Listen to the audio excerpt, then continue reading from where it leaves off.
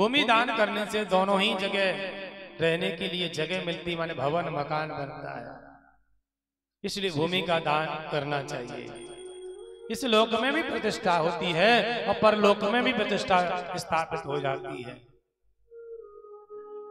जीवन में चाहे कम करो, थोड़ी सी करो, लेकिन भूदान भी, भूमि का दान भी बहुत जरूरी है। और तिल का दान अपमृत्यु से बचाता है, अरिष्ट और अनिष्टों से बचाता है। इसलिए तिल का भी दान जीवन में करना चाहिए। सोने के दान करने से हमारा जठराग्नि प्रबल होती है। जठराग्नि माने किसी को कभी कभी भोजन नहीं बचता तो समझ लो उन्होंने सोने का दान नहीं किया है।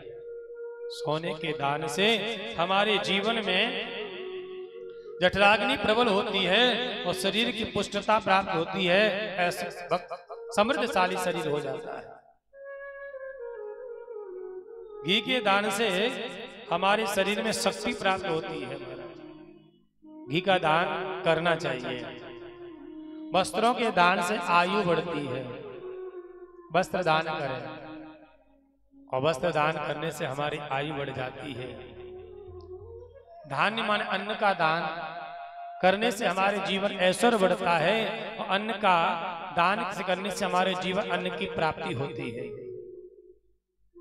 मिष्टान का दान, शक्कर का, गुड़ का और भी जो चीजें मिष्टान की हैं, उनके दान करने से पवित्र और मधुर आहार की प्राप्ति होती है। महाराज आहार खाने को बढ़िया प्राप्त होगा। तुमने किसी को भोजन कराया नहीं तो जीवन में बढ़िया भोजन खाने को भी नहीं मिलेगा महाराज। इसीलिए बढ़िया बढ़िया भोजन का दान खिलाना चाहिए, करना चाहिए। कन्या दान करने से महाराज स्वर्ग की प्राप्ति होती है। इस लोक में सुख शांति समृद्धि प्राप्ति होती है। कन्यादान इस लोक और परलोक में दोनों में सुख शांति देने वाला है।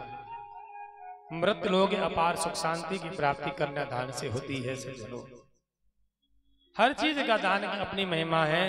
या यो समझ लो, तुम संसार में जो पाना चाहते हो उस वस्तु का दान करना सीख लो। तुमने कभी किसी को दान नहीं की तो तुमको भी मिलने वाली नहीं है। यहां तुमने दान दिया तो आगे अलग अपने जीवन में तुम्हें दान करने के बाद वो वस्तु प्राप्त हो जाएगी। इसलिए हमें दान करना चाहिए। दान की दिव्यता और महिमा है, आनंददायी नहीं है। सब लोग